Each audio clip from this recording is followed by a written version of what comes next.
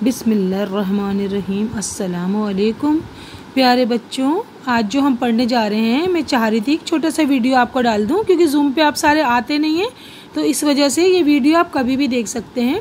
इसमें मैं आपको समझा देती हूँ। मैं आपकी क्लास को उर्दू पढ़ाती हूँ, आपको मालूम है, शाइस्ता मेरा नाम है। तो हम जो ये टॉपिक 12th क्लास का है, 12वीं क्लास का है, इसका नाम है गज़ल।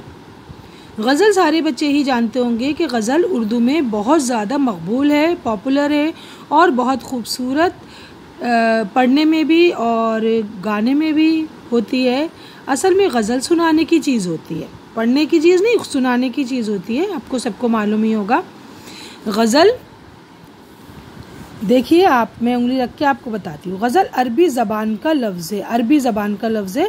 लुग़त में इसके माने औरतों की बातें करना या औरतों से बातें करना, यानी कि इसका मतलब हो कि हुस्न और इश्क की बातें करना और छेड़छाड़ की, कुछ इंजॉय करने की, लुत्फ़ अंदोज़ी की बातें करना। सबसे पहले अरब शोरा जो थे, शोरा मतलब शायर की जमा, जब अपनी मौशूक़ाओं का सरापा खींचते या उनके हुस्न जमाल की तारीफ़ करते या उनकी मोहब्बत में अपने दिली जज्बात का इजहार करते, तो इस अमल को तग़ज़्ज़ुल और ऐसे अशार को गज़ल कहते थे। समझ ही गए होंगे आप कि जब वो अपनी महबूबा का सरापा खींचते थे या उसके हुस्न जमाल की तारीफ़ करते थे या अपने ही जज्बात का इजहार करते थे, तो वो इस अमल को तग़ज़्ज़ुल कहते थे और ऐसे अशार को वो गज़ल कहते थे। अरबी में गज़ल इश्क़िया अशार को कहते हैं। अरबी गज़ल में मतला भी होता है। मतला ध्यान दीजिएगा, मतला का मतलब होता है गज़ल का पहला शेर, मतला गज़ल का पहला शेर। और गज़ल की हैयत माने शक्ल के मुताबिक, गज़ल की शक्ल के मुताबिक दूसरे अशार शेर की जमा के तमाम मिसरे हम काफिया भी होते थे। हम काफिया का मतलब होता है मिलते जुलते अल्फाज होते हैं, जो राइमिंग वर्ड्स कहते हैं अंग्रेजी में, वो भी होने चाहिए, तभी तो गज़ल बनेगी। गज़ल का हर शेर मुस्तकिल मजमून का हामिल नहीं होता था।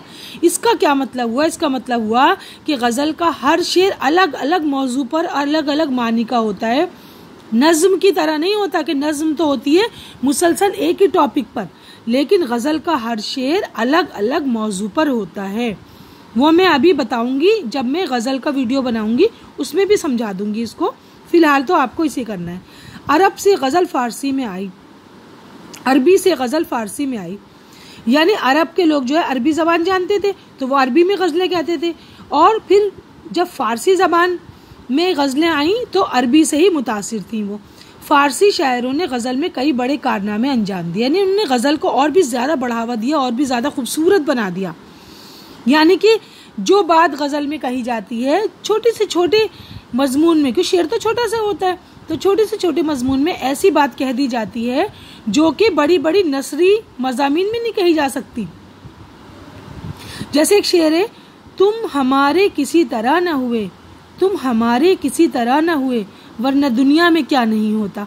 अब इसी बात को अगर आप नस्र में कहेंगे तो बहुत बड़ा लंबा चौड़ा मजमून बन जाएगा, लेकिन एक ही शेर में इतनी बड़ी बात को कितनी छोटी सी करके बयान कर दिया और मज़ा भी आ गया।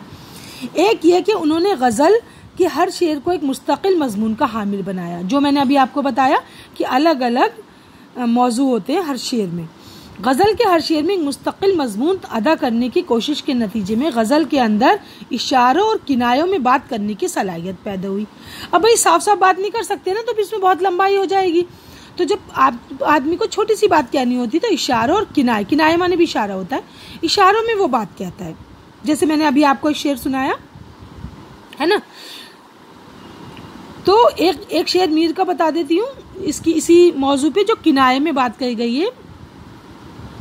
नाहक हम मजबूरों पर ये तोहमत है मुख्तारी की, नाहक हम मजबूरों पे ये तोहमत है मुख्तारी की, चाहते हैं सो आप करें हैं हमको अबस बदनाम किया, चाहते हैं सो आप करें हैं हमको अबस बदनाम किया। ये मीर तकी मीर का शेर है। अल्लाह ताला से कह रहे हैं कि सब कुछ तो आप ही करते हैं, फिर भी हमें क्यों सज़ा मिलती है। तो ये कहा गया है, देखो छोटी सी बात में कितनी बड़ी बात कह दी गई है। बड़े से बड़े मजमून को अलामत, तशबीह और इस्तिआरे के पर्दे में सिर्फ 2 मिसरों में अदा किया जाने लगा। फ़ारसी शायरों ने मौज़ूआत और मज़ामीन के लिहाज से गज़ल में वुसअत पैदा की। यानी कि सिर्फ हुस्न इश्क नहीं होता गज़ल में, बल्कि बहुत कुछ होता है, बहुत सारे मौज़ूआत होते हैं, टॉपिक्स होते हैं, मज़ामीन होते हैं, जैसे समाजी, सियासी, लोगों की तकलीफ़ पर, दुख पर और ज़िंदगी की नासबाती पर, खुदा की तारीफ़ में। तो गज़ल में बहुत कुछ होता है, गज़ल में सिर्फ हुस्न इश्क नहीं होता। गज़ल में इश्क़ मजाजी, देखो दो तरह के इश्क होते हैं जो गज़ल में इस्तेमाल होते हैं। इश्क़ मजाजी का मतलब होता है महबूब से इश्क, और साथ ही साथ इश्क़ इलाही यानी अल्लाह से इश्क। इश्क़ हकीकी कौन सा होता है? अल्लाह ताला से इश्क। हर इश्क जाके ख़त्म हो जाता है, लेकिन अल्लाह से इश्क तो कभी ख़त्म नहीं होता, मरने के बाद भी नहीं होता। इश्क़ इलाही बेसबाती है दुनिया, यानी दुनिया जो है वो ख़त्म होने वाली है, और ये अल्लाह ताला भी बार बार कुरान में फरमाते हैं, और आप शायरों ने भी बहुत कुछ कहा है। एक शायर ने कहा ना, हर नफस उम्र गुज़िश्ता की है मैयत फ़ानी, ज़िंदगी नाम है मर मर के जिए जाने का। यानी कि जो सांस ले ले वो वापस नहीं आएगा। तो ये बेसबाती दुनिया बता दिया। जाहिदों से छेड़छाड़, यानी जो लोग अपने आप को बड़ा पाकीज़ा, बड़ा अच्छा समझते हैं, लेकिन अंदर से वो इतने अच्छे नहीं होते। रियाकारी, मुनाफिकत होती है उनके अंदर, वो भी, उसका भी मजाक उड़ाया है गज़ल में, है ना। तो एक बार ज़ौक़ ने कहा था, इमामे को देख कर पढ़ियो नमाज ज़ौक़, वरना सर तुझे सज्जे से उठाया न जाएगा। ऐसे पूरे शेर अच्छी तरह मुझे याद नहीं है, लेकिन इसी तरह का मजमून था। अहले रिया पर तंज और रिंदी और मैख्वारी, कुछ शराब पीने के भी मज़ामीन होते हैं इसके अंदर, और कोई ज़रूरी नहीं वो शराब वही शराब हो जो नशा लाती है, ये एक इश्क की शराब भी हो सकती है। कि मज़ामीन फ़ारसी शायरों ही की इजाद है। गज़ल में रदीफ़ फ़ारसी शायरों की देन है। रदीफ़ का माने आखिरी लफ्ज़ जो बार बार दोहराया जाता है गज़ल में। अरबी शायरी में काफ़िया होता है। काफ़िया वो अल्फाज होते हैं जो मिलते जुलते होते हैं, जिनसे रिदम पैदा होता है, गज़ल में तरन्नुम पैदा होता है, रदीफ़ नहीं होती। अरबी शायरी में काफ़िया होता था लेकिन रदीफ़ नहीं होती थी, लेकिन फ़ारसी शायरी में रदीफ़ काफ़िया दोनों होता था। यानी फ़ारसी में शायरी गज़ल को और भी ज़्यादा बढ़िया खूबसूरत बना दिया गया। अब उर्दू में कैसे गज़ल आई? उर्दू में गज़ल फ़ारसी अदब से आई, क्योंकि पहले ज़माने में जो भी उर्दू जानता था वो फ़ारसी और अरबी ज़रूर जानता था, तो उन्होंने फ़ारसी से उर्दू में गज़ल को एंट्री दे दी, लिया है। अब ये उर्दू की सबसे मकबूल सिनफ़े सुख़न है। अब सोचिए तो गज़ल हमें कितनी प्यारी है कि हम गज़ल गुनगुनाते हैं, गज़ल के अशार पढ़ते हैं। फ़ारसी की तरह उर्दू गज़ल में भी मौज़ूआत, मज़ामीन, वो मौज़ूआत की कोई क़ैद नहीं है, कुछ भी आप कोई भी मौजू ले सकते हैं गज़ल के लिए, कोई ज़रूरी नहीं है इसको सब कुछ हो। फ़लसफ़ियाना, आशिकाना, ज़ाहिदाना, हर तरह के मज़ामीन नज़्म किए जा सकते हैं। इस तरह अशार की तादाद भी मुकर्रर नहीं है आम तौर से, लेकिन 5 से 19 अशार तक की गज़लें होती हैं। शेर का मतलब होता है 2 मिसरों को मिलाकर एक शेर बनता है, समझ गए? जैसे गुलों में रंग भरे बादे नौ बहार चले, एक मिसरा हो गया। गुलों में रंग भरे बादे नौ बहार चले, एक मिसरा। चले भी आओ कि गुलशन का कारोबार चले, दूसरा मिसरा, और एक शेर बना। आई होप कि आपको समझ में आ रहा होगा। गज़ल का पहला शेर मतला, जो पहले भी बता चुकी हूँ, मतला यानी पहला शेर, जिसके दोनों मिसरे हम काफिया होते हैं, इसमें 2 काफिया आते हैं।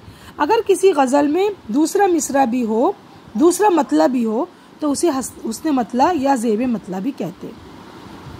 गज़ल के आखिरी शेर में शायर अपना तखल्लुस नज़्म करता है, जिसे मख्ता कहते हैं। आखिरी शेर को मख्ता कहते हैं, इसमें तखल्लुस भी आता है, जैसे गालिब तखल्लुस है, सौदा तखल्लुस है, ज़ौक़ तखल्लुस है, दाग तखल्लुस है। छोटा सा नाम जो शायरी के लिए रखा जाता है, क्योंकि आप शेर में बहुत बड़ा तो रख नहीं सकते नाम, तो छोटा सा नाम रख लेते हैं। जिस गज़ल में रदीफ़ ना हो, सिर्फ काफ़ियों, उसे गैर मुरद्दफ़ गज़ल कहते हैं। वो बहर और रदीफ़ व काफ़िया जिसकी गज़ल में पाबंदी की जाती है, इसे गज़ल की ज़मीन कहते हैं। ज़मीन का भी मतलब टॉपिक है, और उसकी लंबाई चौड़ाई जो भी है, जो बहर है, जो रदीफ़ है, जो काफ़िया है, उसको ज़मीन कहते हैं। यानी कोई ज़मीन होती है जब मकान बनाते हैं, ऐसे एक ज़मीन होती है गज़ल की, जो ख़याली ज़मीन होती है। गज़ल के अशार में अलग अलग मज़मून बयान करने की रस्म को बाज़ लोगों ने नापसंदीदगी और नुक्ताचीनी की निगाह से देखा है, लेकिन हकीकत ये है कि ये इसका ऐब नहीं, हुस्न है। बाज़ लोगों ने कहा है कि ये क्या, इसमें कोई तसलसल ही नहीं है, एक मिसरा, एक शेर कुछ और कह रहा है, एक शेर कुछ और कह रहा है, तीसरा शेर कुछ और कह रहा है। तो आप इसको इस तरह समझिए कि लोग कहते हैं कि ये गज़ल का ऐब है, लेकिन बाज़ लोग कहते हैं नहीं, ये गज़ल का हुस्न है। तो यहाँ तक मैंने गज़ल की तारीफ समझा दी। वीडियो बहुत लंबा हो जाएगा, इसलिए सिर्फ पहले इसको समझने की कोशिश करना, बाद में फिर गज़ल का वीडियो बना के आपको